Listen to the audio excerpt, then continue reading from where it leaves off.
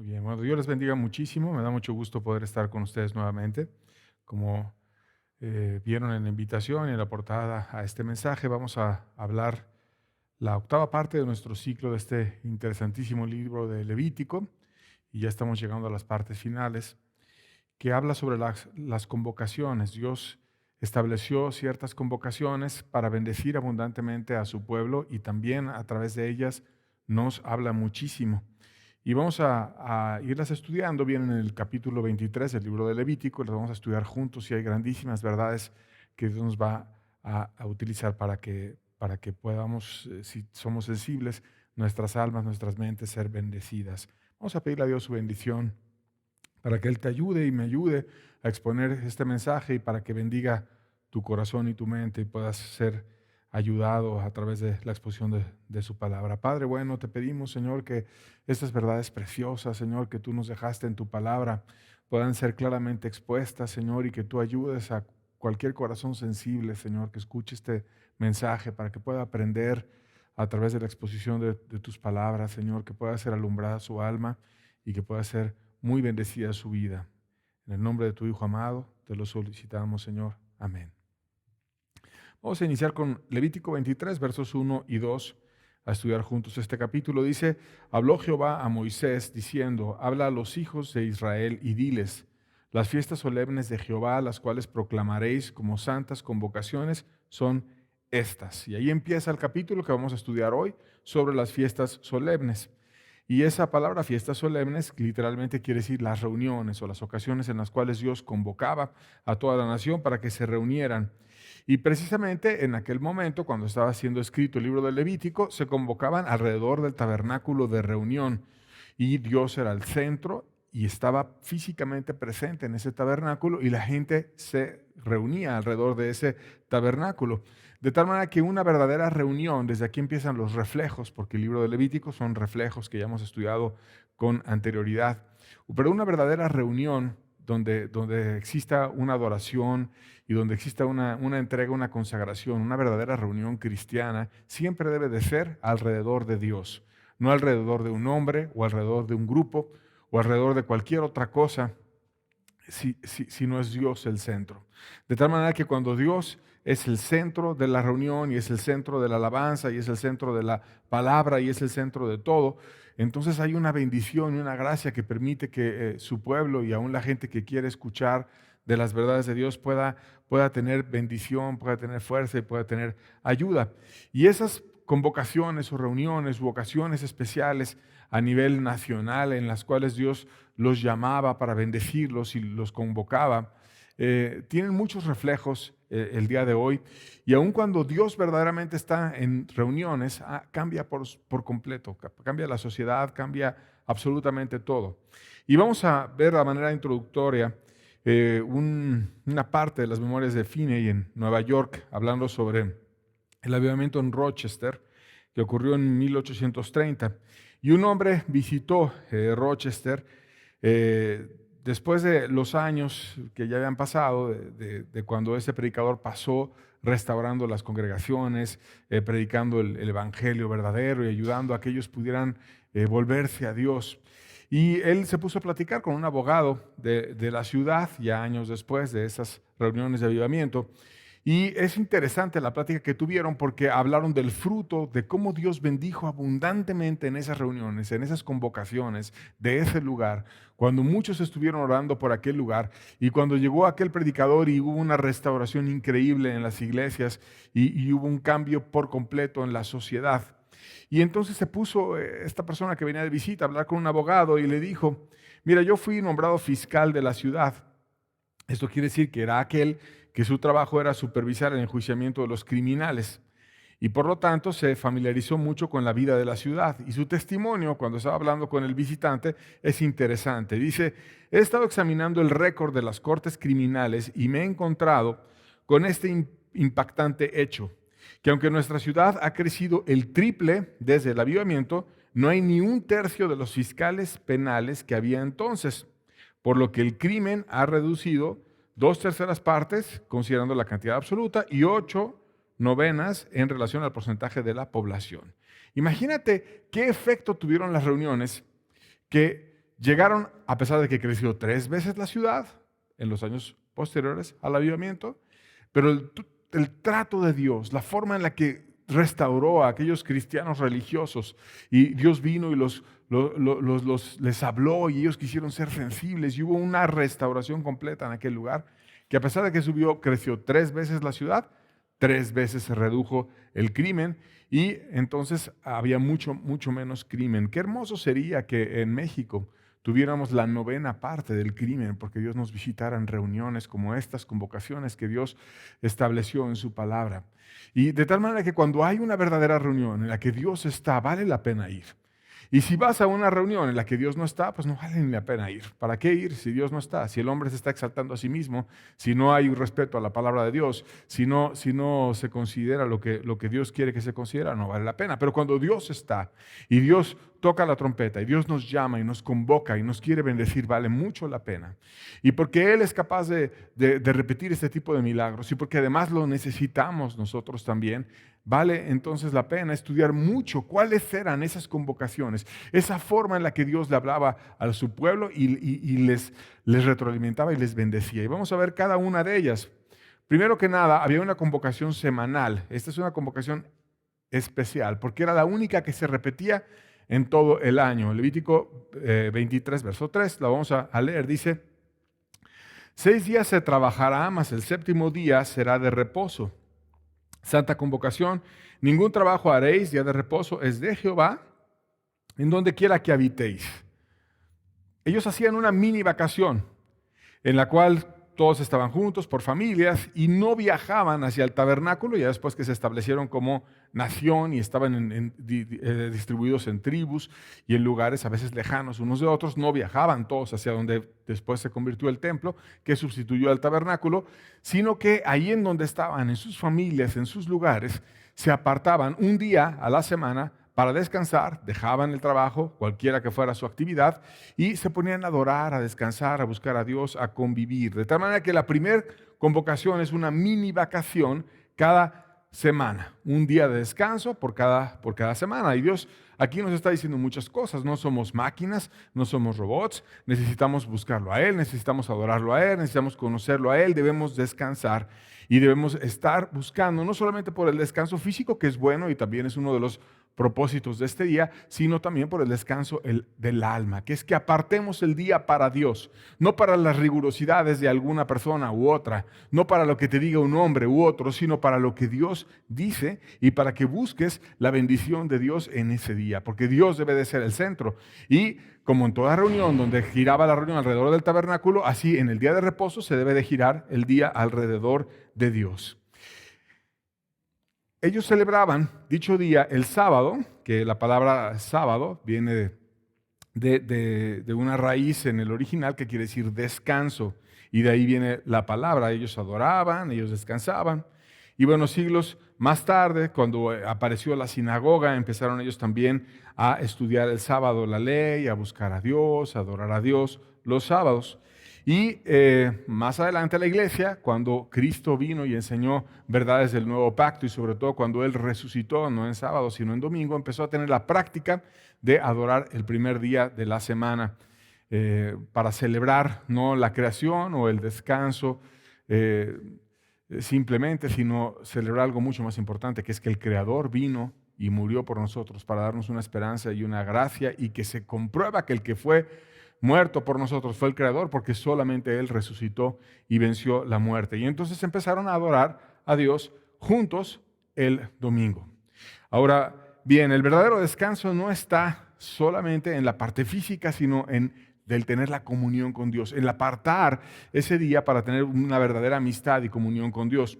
Mateo 11, versos 28 al 30, lo vamos a ver, dice: venid a mí todos los que estáis trabajados y cargados, y yo os haré descansar. Llevad mi yugo sobre vosotros y aprended de mí, que soy manso y humilde de corazón, y hallaréis descanso para vuestras almas, porque mi yugo es fácil y ligera mi carga. De tal manera que Jesucristo se presenta aquí como lo que es Dios, y se presenta como el centro de esas reuniones, y dice que Él es quien puede traer descanso en ese día de descanso, y que si nosotros vamos a Él y estamos cerca de Él y tenemos el deseo de poner nuestras almas con Él y decirle, Señor, quiero venir a ti, quiero adorarte, quiero amarte, quiero estar a tu lado, quiero aprender de tu palabra, quiero estar junto a ti, y entonces nuestra alma va a tener verdadero descanso y nos va a ayudar, nos va a bendecir, y este es el propósito del día de reposo. No solamente descansar, porque creo que en nuestro país está la legislación de que la gente debe descansar un día, en algunas otras regulaciones, en ocasiones se dan 2 días en las empresas, depende del lugar, o día y medio, etc. Y la gente tiende a descansar, pero la gran tristeza es que no se tiende a buscar a Dios en ese descanso, y necesitamos ir a aquel que le puede dar un descanso real a nuestra alma y tener paz en nuestro corazón, tener su gracia y tener su ayuda. Ahora, en relación a este día, dice la Biblia que está prohibido hacer juicios por nimiedades del día, sino que lo importante es que lo apartemos para Dios. Colosenses 2, versos 16 al 17 dice, por tanto, nadie os juzgue en comida o bebida o en cuanto a días de fiesta o luna nueva o días de reposo, todo lo cual es sombra de lo que ha de venir, pero el cuerpo es de Cristo. Dice la Biblia que está prohibido el que una persona te empiece a juzgar, que comiste, que bebiste, guardaste o no este día, guardaste el otro, el día de reposo, si lo hiciste el sábado, si lo hiciste el domingo, si lo hiciste otro día porque eres un doctor y tenías que atender a tus pacientes y ni modo que los dejes morir el fin de semana, etc. Lo primero es que tú no eres una máquina, necesitas buscar para apartarte del trabajo y también buscar a Dios, y tiene mucho sentido hacerlo cuando tus hermanos o cuando personas lo hacen junto contigo, más si estás en una situación especial de emergencia o particular que te impide, pues al menos descansa 1 de cada 7 y no debes de andar juzgando a otra persona por cómo lo guarda, sino mejor que el centro de ese día sea Dios, que es lo importante, y no el buscar agradar al hombre y el buscar agradar nimiedades, sino con todo el corazón volverte a Dios y que el centro sea Cristo y que verdaderamente conozcas a Cristo ese día y descanse tu alma en Cristo.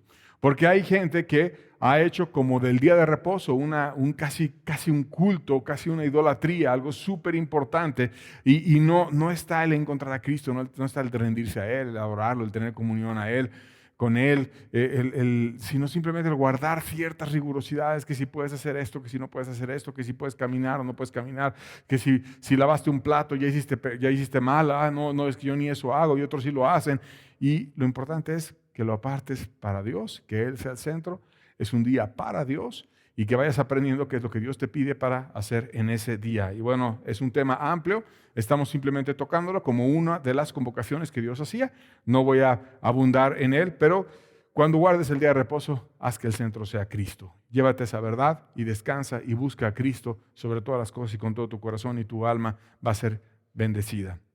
Bueno, además de esta convocación, que era una convocación semanal, había otras convocaciones que eran anuales. Cada año se repetían esas convocaciones y vienen también en el capítulo 23 del libro de Levítico. Y vamos a ver esas convocaciones y para eso voy a poner una imagen en donde viene un calendario y tú puedas ver ahí las convocaciones, cómo es que ellos tenían dichas convocaciones. Y ponemos la imagen, por favor.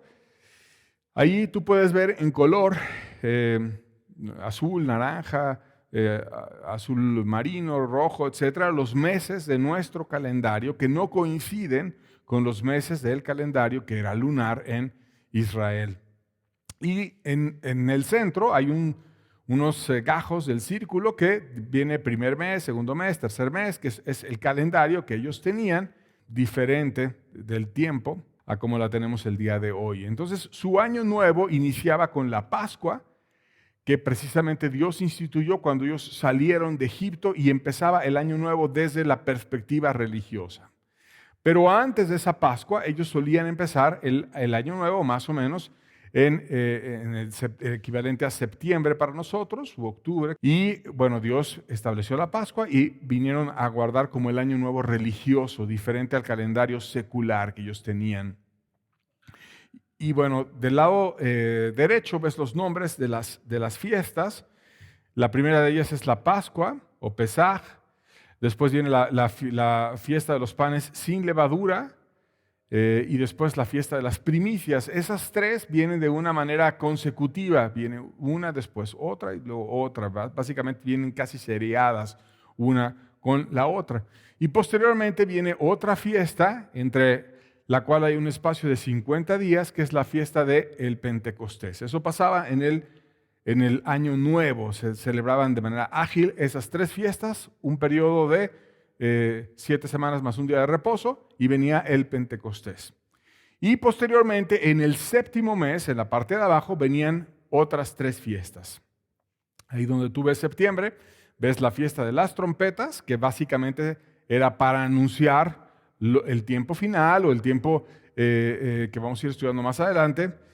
Y se hace una invitación al perdón en la fiesta del Yom Kippur y la fiesta de los tabernáculos o de las cabañas. Entonces, las principales fiestas ocurrían en el primer mes, en el calendario religioso judío, las tres fiestas, luego 50 días, la cuarta fiesta, y luego en el séptimo mes venían otras tres fiestas. Y vamos a comentarlas cada una de ellas, aunque han habido enseñanzas dedicadas en ocasiones específicamente a ver una por una. Por ejemplo, la Pascua, la estudiamos cuando vimos el libro de Éxodo abundantemente. Un tema fue dedicado a la Pascua.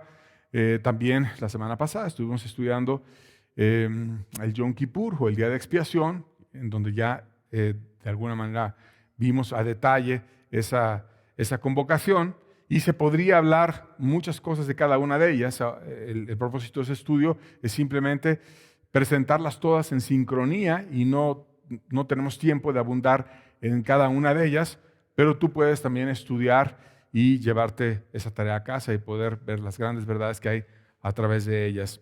Bueno, vamos a ver la Pascua. El Levítico 23, versos 4 al 5, dice: estas son las fiestas solemnes de Jehová, las convocaciones santas, a las cuales convocaréis en sus tiempos. En el mes primero, a los 14 días del mes, entre las 2 tardes, Pascua es de Jehová, que era una de las 3 fiestas donde todo hombre debía de presentarse delante de Dios. Y ya que se establecieron como nación y se fueron a muchos lugares diferentes, como quiera los hombres viajaban y estaban en la Pascua y celebraban también en ocasiones con sus familias, etc. Y tenían la obligación moral de presentarse ante Dios en el templo y de adorar a Dios para poder guiar su casa y todo aquello que ellos tenían de una manera adecuada con la bendición de Dios.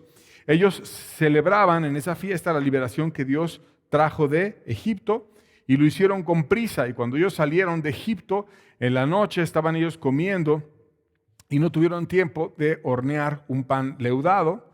Entonces comieron pan sin levadura, que representa 2 cuestiones: el hecho de comer un pan sin levadura. La levadura en la Biblia hemos estudiado que es tipo del pecado, porque metes un poquito de levadura al pan y se infla todo, y mete un poquito de pecado en una persona y se infla todo. Al rato está toda soberbia, toda envanecida, y empieza a afectar toda la vida de la persona.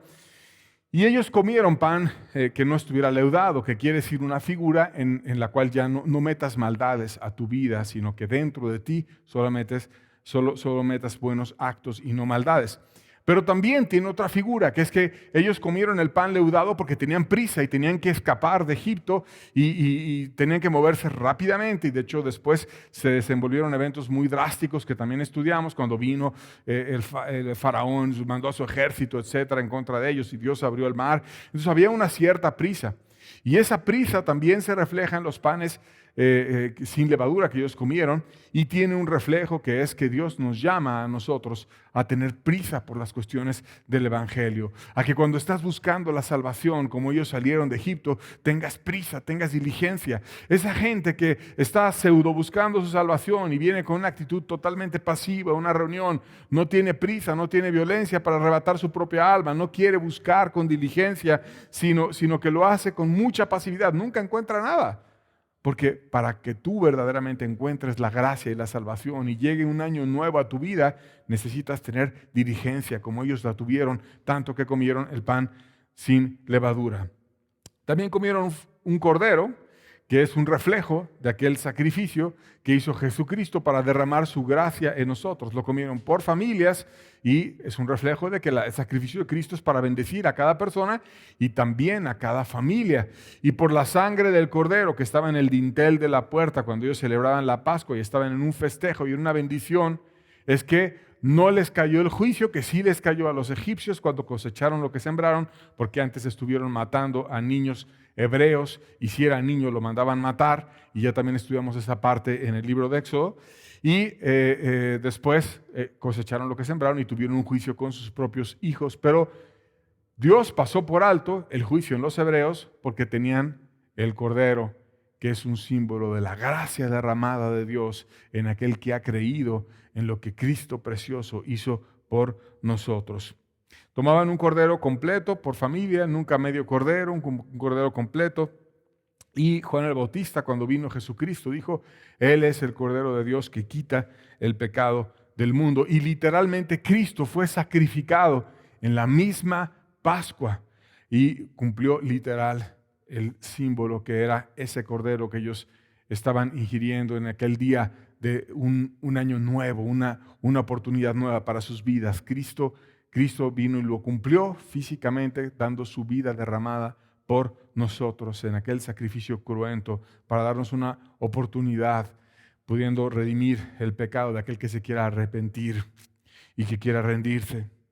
Y bueno, después de esta fiesta viene la segunda que vamos a ir comentando, que es la fiesta de los panes sin levadura. Levítico 23, versos 6 al 8 dice, y a los 15 días de este mes es la fiesta solemne de los panes sin levadura a Jehová. 7 días comeréis panes sin levadura. El primer día tendréis santa convocación, ningún trabajo de siervo haréis, y ofreceréis a Jehová 7 días ofrenda encendida. El séptimo día será santa convocación, ningún trabajo de siervo haréis. Y entonces esta fiesta empieza de manera inmediata después de la Pascua. En la Pascua era el día 14 del primer mes y el día 15 de forma inmediata era el inicio de la fiesta de los panes sin levadura. Y durante 7 días ellos comían panes sin levadura. Y de nuevo es un reflejo precioso, porque hemos estudiado que la levadura es una figura del pecado. Entonces, quiere decir, ya que el Cordero fue sacrificado, ya que hubo una bendición grandísima, ya que hay un poder muy amplio en eso que hizo el Cordero, ahora te toca a ti comer panes sin levadura. Ahora te toca a ti que tú seas una persona diferente, te toca a ti que cambies, te toca aquí que te arrepientas, que seas una nueva persona y que estés viviendo ese arrepentimiento y seas alguien totalmente nuevo. Es una figura esa fiesta de los panes sin levadura del arrepentimiento, del no comer, no ingerir, no tener algo dentro pecaminoso en nosotros. Y así como la Pascua refleja el enorme amor de Cristo que estuvo dispuesto a darse por nosotros en la cruz, la fiesta de los panes sin levadura refleja la decisión de cada una de las personas de que ahora ya no estén haciendo ningún tipo de maldad, sino estén consagrándose por causa de ese amor precioso que se dio de parte de Dios al enviar a su Hijo, porque de tal manera amó Dios al mundo que dio a su Hijo unigénito para que todo aquel que en él crea no se pierda, mas tenga vida eterna. Y si Dios ya hizo eso, y si Dios ya mandó a su Hijo, y si Dios dio esa gracia a través de Cristo para toda la humanidad, ¿qué pide ahora Dios de la humanidad? Que guardes los panes sin levadura, que te arrepientas, que dejes todo eso para que puedas verdaderamente aspirar a tener esa gracia. Y es el símbolo que hay detrás de esa fiesta de los panes sin levadura. No comían nada leudado. Y querido amigo, si tú quieres que la gracia de Cristo sea efectiva en tu vida, no es solamente que aceptes a Cristo, como dicen en el Evangelio rebajado, sino es que comas los panes sin levadura y que te arrepientes y que dejes el pecado y que seas una nueva persona y te consagres de manera inmediata después de entender lo que Cristo hizo por ti. En el día 15, acababa la Pascua, en el día 15 rapidito nos cambiamos y dejamos de ingerir maldades y vamos a empezar a ser una nueva persona. Y 7 días estaban en ese periodo comiendo panes sin levadura, que quiere decir que ellos estaban un periodo completo. Los 7 días es un reflejo de lo que Dios te pida, estar un periodo completo siempre buscando su gracia. A veces no viene de manera inmediata. A veces Dios quiere ver que tú te arrepientas y que dejes de hacer maldades, que dejes de gritar, que dejes de adulterar, que dejes de mentir, que dejes de fornicar, que dejes de emborracharte, que dejes de robar, que dejes de hacer cualquier maldad. Y cuando las dejas, en ocasiones no viene luego el consuelo, no viene luego el que seas una persona diferente. ¿Y qué pide Dios? Que las sigas dejando y que las dejes un día y al día siguiente también y al día siguiente también y un periodo completo te arrepientas hasta que venga su gracia. Y entonces viene la tercera fiesta, que es los primeros frutos. Levítico 23, versos 9 al 11, seguimos leyendo, dice: y habló Jehová a Moisés diciendo: habla a los hijos de Israel y diles: cuando hayáis entrado en la tierra que yo os doy y seguéis su mies, traeréis al sacerdote una gavilla por primicia de los primeros frutos de vuestra siega. Y el sacerdote mecerá la gavilla delante de Jehová para que seáis aceptos. Al día siguiente del día de reposo la mecerá. Y esto era una situación de una ofrenda, de las cuales también ya hablamos, dando frutos físicos de la tierra. El fruto de su trabajo era llevado a Dios para reconocer que Dios era el que los había bendecido. No llegaban llenos de arrogancia: yo lo produje, yo lo hice, yo soy lo máximo, apláudanme. No, sino decían: Dios, gracias porque tú me diste esto, gracias porque tú me diste la gracia, gracias porque tú me ayudaste, me diste las fuerzas, y la bendición no viene de mí, sino que yo reconozco que viene de ti. Y por eso yo te ofrezco esto, Señor, en reconocimiento a tu gracia y a tu amor y a tu bendición. Y entonces iban y le decían: Dios, estos frutos son para ti. Y tenían un acto de reconocimiento. Gracias, Dios, por estos frutos que tú nos has dado en la tierra. Y también hablando en cuanto a las figuras, porque estas fiestas son figuras que representan muchas verdades. Cuando Cristo vino y fue nuestro sacrificio y nuestra Pascua, después de que Él vino y ascendió al cielo, y primero estuvo apareciendo a muchos de los discípulos, no fue el único que probó que había una vida después de esta vida, sino que hubo otros frutos, los primeros que llegaron al cielo con Él. Y vamos a ver esos frutos también en el sentido espiritual que se dieron. Mateo 27, versos 52 al 53. Dice: y se abrieron los sepulcros, y muchos cuerpos de los santos que habían dormido se levantaron, y saliendo de los sepulcros después de la resurrección de Él, vinieron a la santa ciudad y aparecieron a muchos. O sea, Cristo no fue el único resucitado. Cristo fue el primer resucitado, pero Él no llegó al cielo solo. Él llegó con muchos. Y esos son los primeros frutos espirituales, los hombres que entran al cielo con Cristo, que vienen y que ven su gracia, que pueden estar en un lugar donde ya no hay más corrupción, ya no hay más dolor, ya no hay más problemas, ya no hay nada, ya no hay diablo que te pueda tentar, ya no hay posibilidad de caer porque estás tan enamorado viendo lo más majestuoso que existe en el universo entero, que dices: ¿cómo jamás yo voy a cambiar por alguna maldad o por algún pecado todo esto precioso? Y sabiendo que a Cristo le costó tanto en la cruz el darme tantos regalos que yo ni merezco.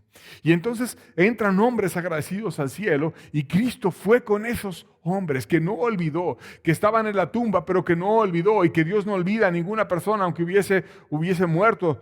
Y Él va a venir y nos va a resucitar y nos va a llevar. Y yo quiero, amigo, que todos lleguemos a la resurrección de vida y no a la resurrección de condenación. Pero en ese momento, algunos primeros llegaron a la resurrección de vida y fueron con Cristo dando testimonio, Dios, de esa fiesta de los primeros frutos. Cristo también tuvo fruto y Cristo también llegó con sus primeros frutos al Padre.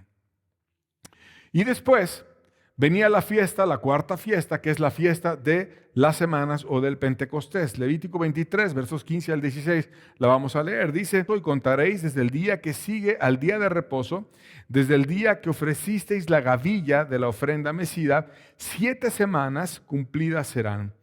Hasta el día siguiente del séptimo día de reposo, contaréis 50 días, y entonces ofreceréis el nuevo grano a Jehová.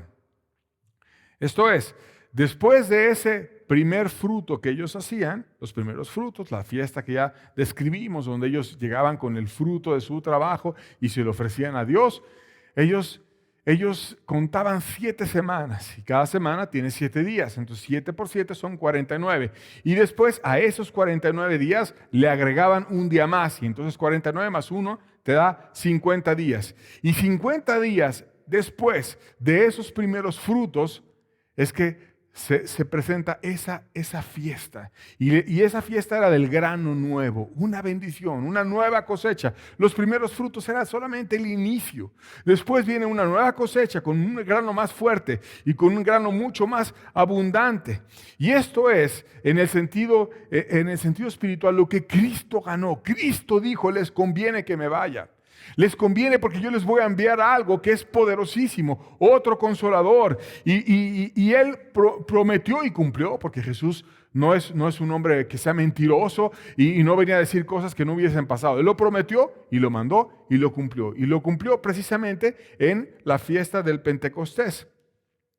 Que esa palabra de Pentecostés se refiere al número 50, que como Jesús lo anunció, pasó exactamente en el día 50 después en la fiesta del Pentecostés. Y lo vamos a leer en Hechos 2, versos 1 al 3. Dice, cuando llegó el día de Pentecostés, exactamente en el día 50, después de esta fiesta de los primeros frutos, estaban todos unánimes juntos. La iglesia estaba unida. No estaban unos creyendo una cosa y otros creyendo otra cosa. Estaban unánimes, juntos. Ya no estaban dispersos. Ya no eran aquellas ovejas que se habían separado porque el pastor había sido herido, sino ahora estaban restauradas, ahora se habían sumado, ayudado unos a otros y estaban unánimes, en un solo corazón, juntos.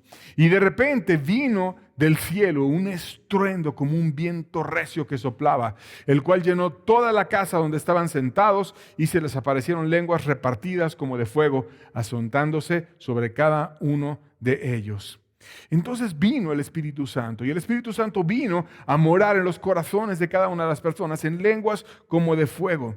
Y ese fue el fruto nuevo, ese fue el grano nuevo. Y se cumplió el Pentecostés, el 50 en griego, el día 50. Dios cumplió su profecía exactamente como lo había dicho. La fiesta se cumplió exactamente en el día que debió de haber pasado, así como Cristo murió en el día de la Pascua, así el Espíritu Santo vino en esa fiesta de Pentecostés. Y estaban ellos todos unánimes, estaban juntos, estaban orando, estaban rogando, Dios, queremos un nuevo poder, Dios, ahora necesitamos algo nuevo, necesitamos que venga una gracia nueva, necesitamos que si ya no va a estar Cristo, si ahora me toca a mí, si ahora yo soy el que voy a ir a predicar y vas a ser tú y vamos a ser todos, necesitamos un poder nuevo, algo nuevo. Y todos estaban unánimes rogando, y vino el Espíritu Santo y se derramó como un viento recio sobre cada cristiano en aquella iglesia, y vino de una forma sublime a permitir que aún hablaran otras lenguas y que proclamaran a Cristo para que muchos pudieran escuchar las maravillas de Cristo en muchos idiomas, siendo como un milagro que antecedía aquello que Dios le pide a todo cristiano, que es que estemos dispuestos a ir a todas las naciones a anunciar las maravillas del precioso Señor Jesucristo. Y ese es el grano nuevo. Y Pedro se levantó y predicó y se convirtieron miles. ¿Y por qué fueron miles? Porque él cosechó lo que Cristo había sembrado.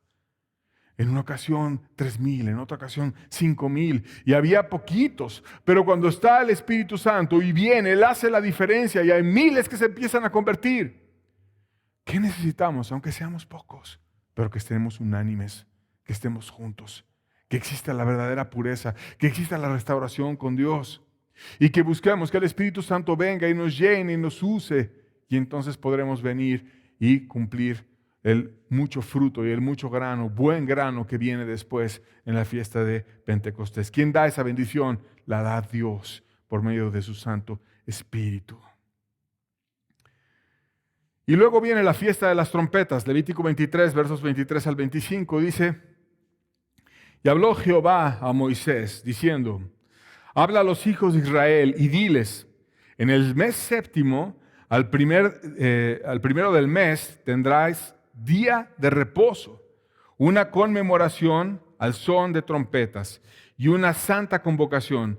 Ningún trabajo de siervos haréis y ofreceréis ofrenda encendida a Jehová. Aquí era un momento diferente. Ya vimos el calendario. Ellos anunciaban el séptimo mes como un nuevo periodo, porque acuérdate que el número 7 reflejaba un periodo, 7 días en la semana, etc. Empezaba un nuevo periodo con la Pascua, la salvación, las primeras fiestas que ya hablamos de ella, y después en el séptimo mes venía un momento especial, y tocaban las trompetas, así llamaban, por medio de una trompeta, un shofar, para que todo el pueblo fuera reunido. Era una fiesta ruidosa. Y le hablaban en lo que ellos consideraban antes su año nuevo, un año nuevo secular. Que Dios, cuando empezaron a descubrir sus maravillas, cambiaron ese año nuevo religioso por la Pascua. Y entonces el año nuevo religioso empezaba en el día de la Pascua, o con la fiesta de la Pascua. Pero después ellos, en el año secular, en el calendario previo, anunciaban con la fiesta de las trompetas que coincidía con ese año nuevo secular. Y anunciaban todos los eventos que iban a pasar después. ¿Qué quiere decir la fiesta de las trompetas? ¿A qué se refiere Dios con esto? Bueno, no es la fiesta de una trompeta, es la fiesta de las trompetas. Y Dios nos llama a todo cristiano, a toda persona que verdaderamente ha creído en Él y que se ha arrepentido y que ha tomado ventaja de ese milagro grandísimo que se vio en la cruz cuando Cristo murió y después resucitó, y que prueba que el Mesías vino y dio la vida por la humanidad para que pudiera ser salva, y ha creído y se ha arrepentido y ha buscado de la gracia y ha dado los primeros frutos. Dios le llama a esa persona a tomar trompeta e ir a anunciar. Sumarte, ser uno más, que pongas a tu boca trompeta. No es para que veas cómo los demás tocan trompetas, sino para que tú también toques trompeta y anuncies. ¿Qué anunciaban? Anunciaban los eventos que venían después de la fiesta de las trompetas. ¿Y qué evento venía? Pues venía después el día de expiación, del cual hablamos la semana pasada. ¿Qué quiere decir? El día en el cual ellos se humillaban como nación y se reconciliaban abundantemente con Dios y estaban todo un día consagrados, un día en el que ayunaban, en el que buscaban, en el que deseaban ser diferentes. Dios nos llama a que pongamos a nuestra boca trompeta y vayamos a anunciar al mundo entero que necesita reconciliarse con Dios, que necesita expiar su vida, necesita cambiar, necesita tener la gracia de Dios. Y todo aquello que estudiamos en ese día de la expiación. Dios llama a que pongas una trompeta en tu mano y en tu boca y proclames tú también. Mateo 10, versos 26 al 27 dice: así que no los temáis, porque no hay nada encubierto que no haya de ser manifestado, ni oculto que no haya de saberse. Lo que os digo en tinieblas, decidlo a la luz. Y lo que oís al oído, proclamadlo desde las azoteas. ¿Qué está enseñando Jesús aquí? Estaba enseñándole a sus discípulos a poner a su boca trompeta, a no ser cobarde, a ir y hablar y proclamar la verdad con quien sea. Y ese llamado es para todo cristiano y no lo puede evadir, no importa si te convertiste hoy o tienes 10, 20, 30, 50 años, ¿qué importa? El llamado es: pon a tu boca trompeta. Porque cuando tú cuidas verdaderamente tu salvación, es cuando haces aquello que Dios te pide a ti que hagas, que es extender el reino de Dios. Y Dios no levanta personas en medio de un mundo tan necesitado para que estén haciendo nada. Dios nos levanta para que anunciemos las verdades del Dios vivo a todo ser humano que necesita su gracia. Mateo 28, versos 18 al 20, dice la Biblia: y Jesús se les acercó diciendo: toda potestad me es dada en el cielo y en la tierra. O sea, estoy lleno de poder. Por tanto, id y haced discípulos a todas las naciones. Esto es una orden. Bautizándolos en el nombre del Padre, del Hijo y del Espíritu Santo. Enseñándoles que guarden todas las cosas que os he mandado. Y aquí yo estoy con vosotros todos los días hasta el fin del mundo. Amén. ¿Cuánto debemos de ver por esos hermanos que han tomado esa decisión de ir a ser discípulos de todas las naciones? Esos pseudocristianos que olvidan a aquel misionero que se fue a otro lugar a ayudar, a servir. y ni oran, ni ven por él, ni lo ayudan. ¿Qué es eso?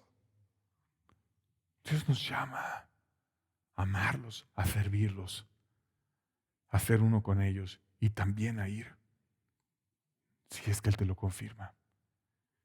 Y si no, toma tu trompeta y donde quiera que estés, aún aquí en México, toca la trompeta y anuncia a la gente que viene el día de expiación y que puede cambiar y que puede tener una vida nueva y ser totalmente distinta. La fiesta de las trompetas, una fiesta ruidosa, una fiesta en la que ellos tomaban las trompetas y se ponían a convocar y a hablar y decir los momentos finales que venían después, que proféticamente está hablando del tiempo final.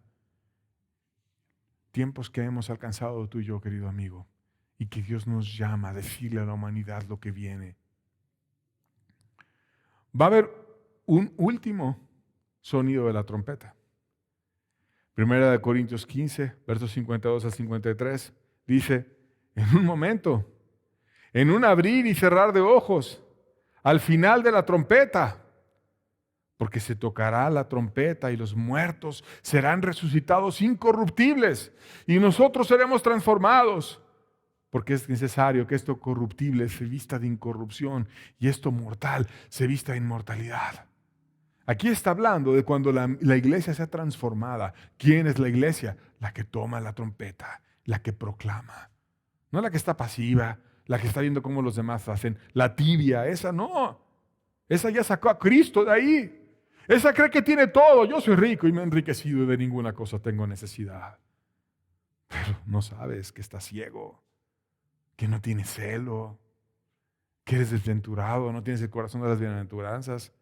Que eres pobre, porque no tienes riquezas espirituales, porque no lloras por ellas, miserable y desnudo, porque no haces nada que valga la pena. Dios llama a la verdadera iglesia a tener a su boca trompeta y estar festejando la fiesta de las trompetas, que es la que nos toca ahorita, ir y proclamar y anunciar las bendiciones de Dios. Y ese es el llamado. Y cuando llegue la trompeta final, la verdadera iglesia va a ser transformada. Porque es necesario que esto corruptible, como nuestro cuerpo, que se desgasta, que a veces ya estamos todos adoloridos, que ya no vemos bien, que nos duele la espalda, que nos enfermamos, que tenemos muchas necesidades, que esto corruptible, porque cada vez somos más débiles, y nos vamos muriendo desde el día que nacemos.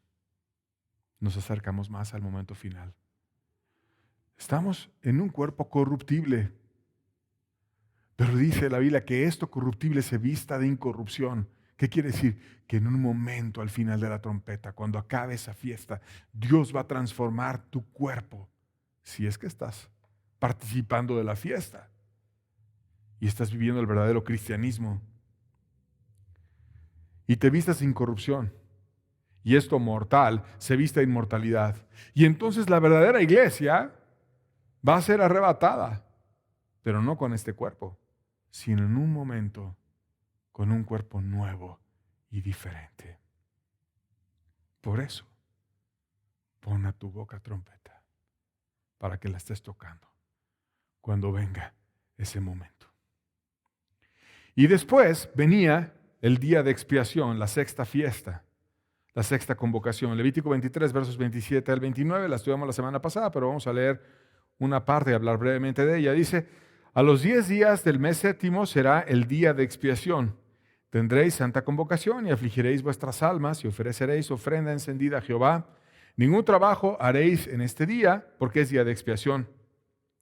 Para reconciliaros delante de Jehová vuestro Dios, porque toda persona que no se afligiere en este día será cortada de su pueblo. Toda la nación entera debía de expiar sus pecados, debía de buscar, debía de consagrarse a Dios, debía de negarse, debía de ayunar por aquello que vale la pena, un día solemne, un día en el que ellos buscaban un nuevo inicio. Recuerda que coincidía con el calendario secular que ellos tenían. ¿Quieres un año nuevo? ¿Quieres algo diferente? Eso solamente Dios lo puede traer. Y hay una equiparación profética, porque cuando ya no esté la iglesia y venga un momento de gran aflicción, de gran tentación, porque tinieblas cubrirán la tierra y oscuridad las naciones. Y van a haber cada vez más dolores. Principio de dolores tenemos ahora, pero ¿qué será cuando vengan los dolores como de parto? Y más aflicciones, y más guerras, y más problemas, y más oscuridad, y más maldad, y más confusión. Y todo el misterio del anticristo y muchas cosas que están profetizadas para el tiempo final. Y entonces, en medio de esas grandes aflicciones, Dios va a tratar con su pueblo, Israel. Romanos 11, versos 25 al 27 dice: porque no quiero, hermanos, que ignoréis este misterio, para que no seáis arrogantes en cuanto a vosotros mismos, que ha acontecido a Israel endurecimiento en parte, hasta que haya entrado a la plenitud de los gentiles, y luego todo Israel será salvo. Como está escrito, vendrá de Sión el libertador, que apartará de Jacob la impiedad, y este será mi pacto con ellos cuando yo quite sus pecados. O sea, va a haber un tiempo que es el reflejo espiritual de esa fiesta del Yom Kippur, en el que verdaderamente la nación de Israel se empiece a humillar. Y los que queden después de tantas aflicciones y problemas se salven. La nación entera va a ser salva. Tiempo de aflicción, tiempo de humillación, tiempo de dolores, tiempo de enfrentar al anticristo, tiempo de muchas calamidades. Entonces, si la iglesia va a ser arrebatada, ¿a quién Dios va a usar? Pues a esos que van a quedar y se van a humillar y van a ser los que den el testimonio en el mundo entero. ¿Y luego qué va a pasar? Luego Cristo va a venir y va a ser el inicio de la eternidad. Y entonces viene la última fiesta, que es la fiesta de los tabernáculos, y tiene un reflejo en ese sentido. Levítico 23, verso 34 dice: habla a los hijos de Israel y diles: a los 15 días de este mes séptimo será la fiesta solemne de los tabernáculos a Jehová por 7 días. Una fiesta, un festejo. A la mitad del séptimo mes, por 7 días, ellos se volvían a la sencillez de la vida y hacían un festejo que tenía un reflejo eterno. Y vamos a verlo para irlo entendiendo. Verso 40 de Levítico 23. Y tomaréis el primer día ramas, era una semana, y desde el primer día tomaban ramas como fruto de árbol hermoso, ramas de palmeras, ramas de árboles frondosos y sauces de los arroyos, y os regocijaréis delante de Jehová vuestro Dios por 7 días.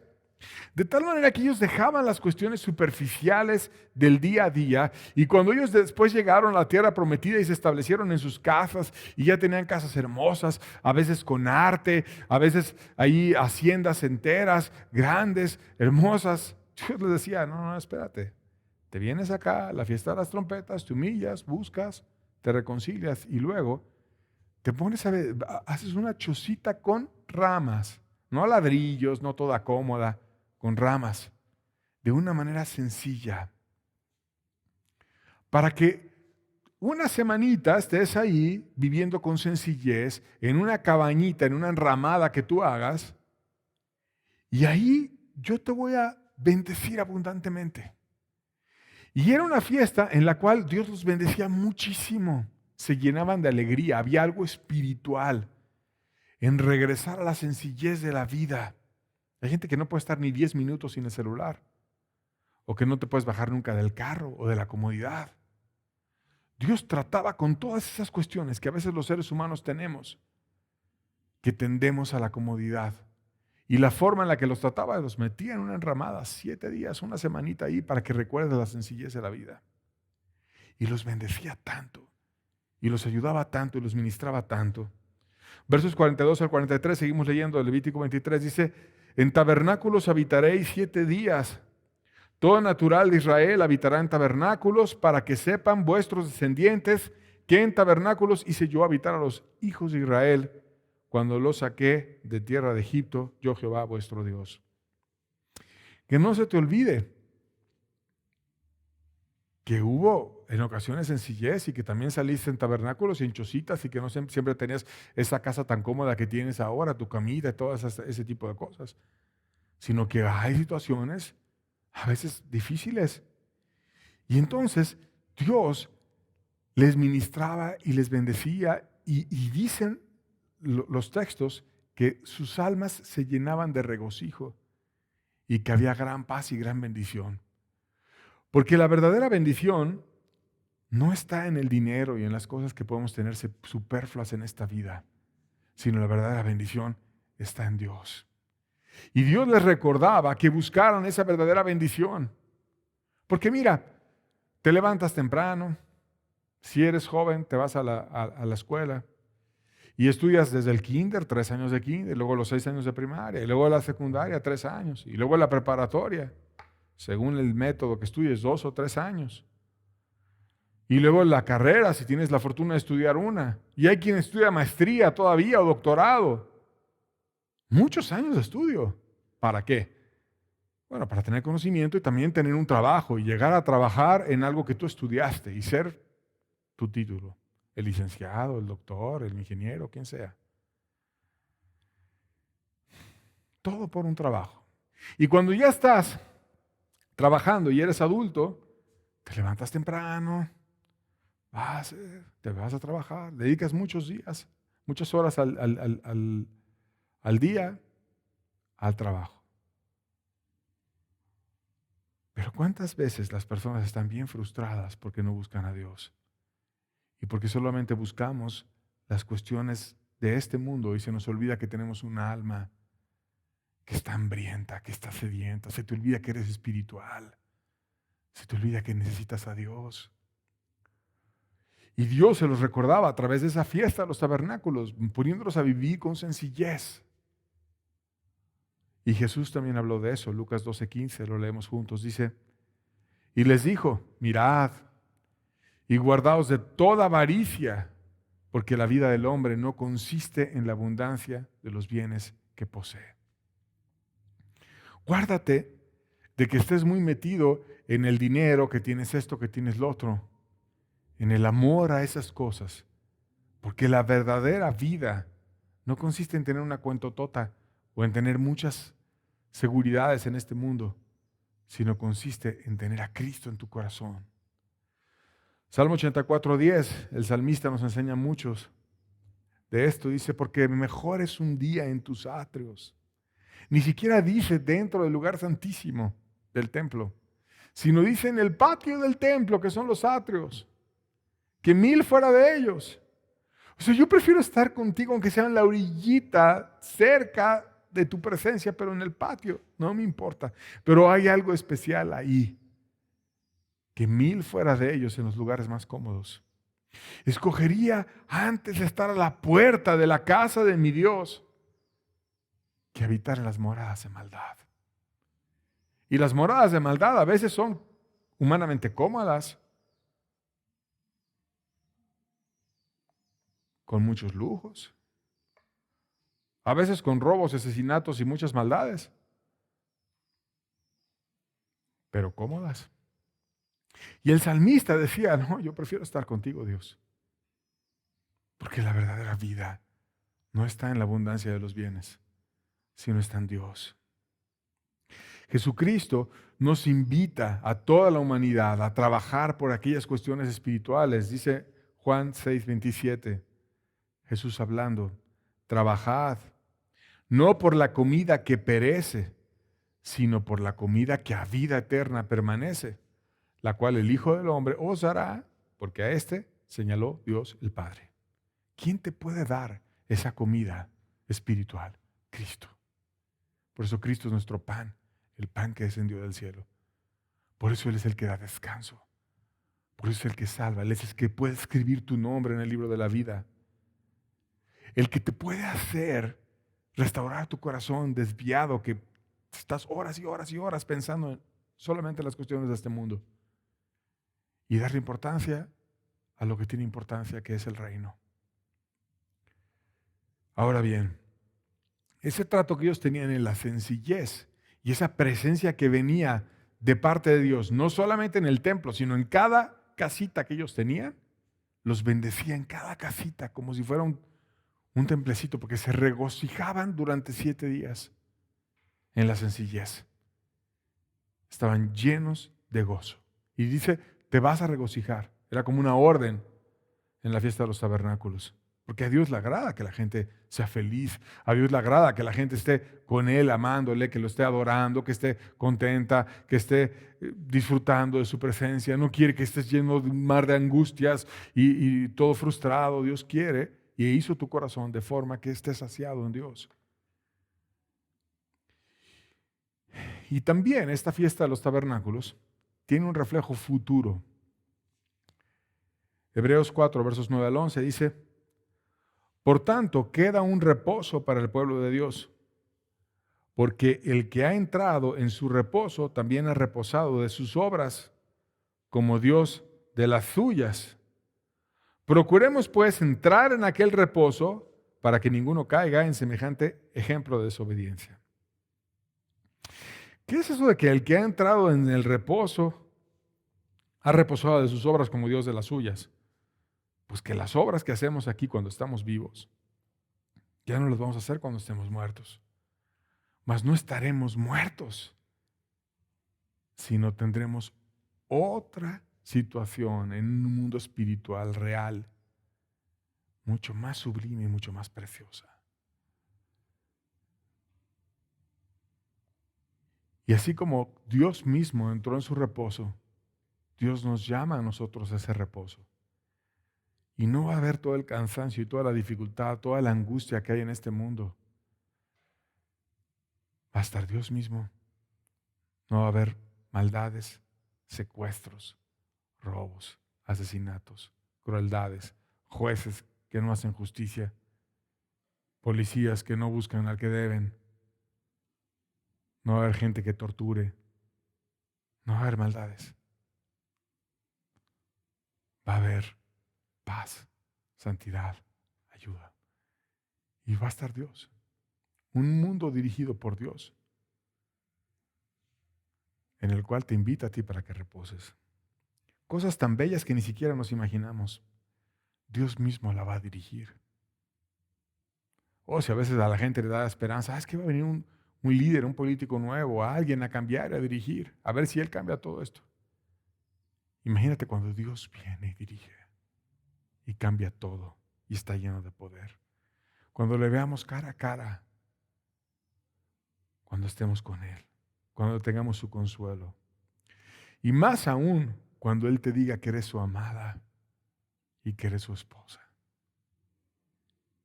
Y que Él viene a casarse contigo porque la iglesia es la novia de Cristo.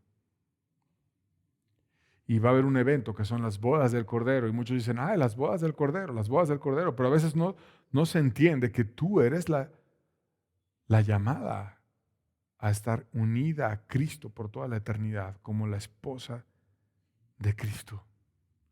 Un llamado extremadamente sublime y una invitación muy grande que Dios nos hace. Estas son las convocaciones que Dios hacía de forma anual. Todas ellas tienen un reflejo. Colosenses 2, 16 al 17. Lo volvemos a leer ahora en cuanto a estos eventos, no en cuanto al día de reposo. Dice: por tanto, nadie os juzgue en comida o en bebida o en cuanto a días de fiesta, luna nueva o días de reposo. Todo lo cual, fíjate bien, es sombra de lo que ha de venir. ¿Qué son estos días de fiesta? Sombra de lo que ha de venir. Esos son sombra de lo que ha de venir. Si son sombra de lo que ha de venir, entonces hay una aplicación para nosotros porque son sombra de lo que ha de venir. Y voy a hablar de 2 aplicaciones. Primero, la aplicación para aquel que ha encontrado su salvación y el perdón de sus pecados. Primero, la fiesta de la Pascua simboliza a Cristo que dio su vida por todos y ha hecho una nueva realidad. Y a través de esa bendición que Cristo ganó en la cruz, has encontrado la salvación y la gracia.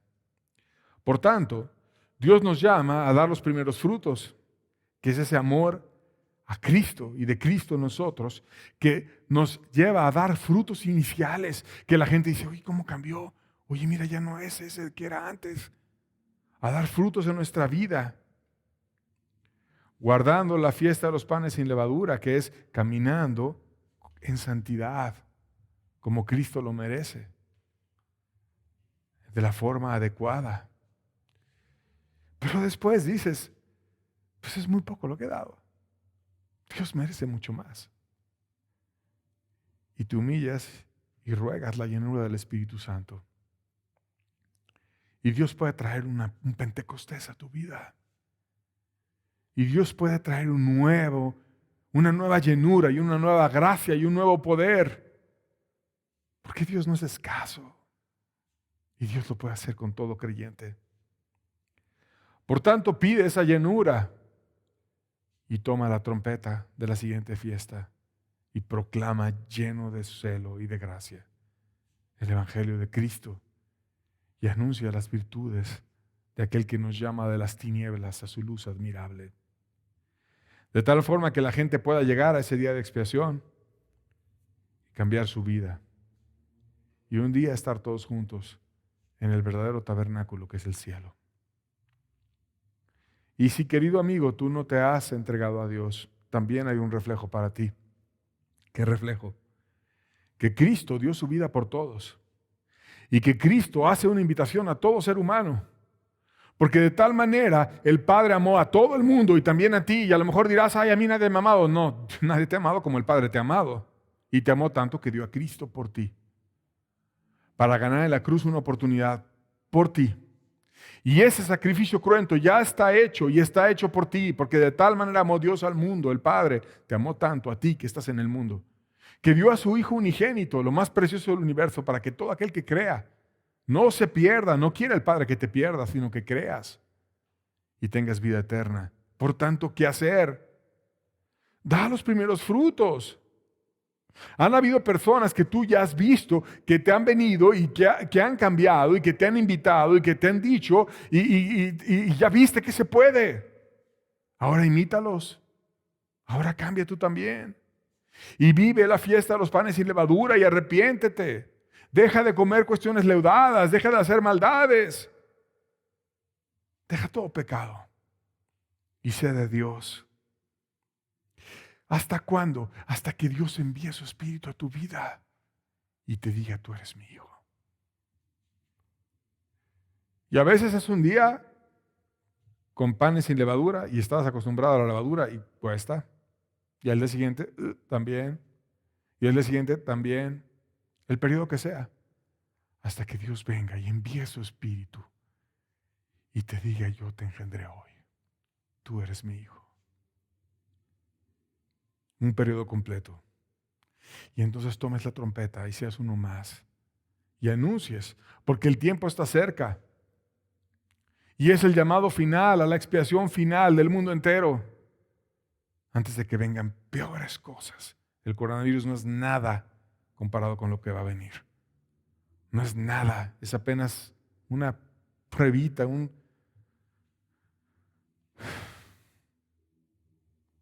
algo muy sencillo comparado con las grandes calamidades que van a venir. Que sean muchas las trompetas tocando y que seas tú uno de ellos que estén tocando.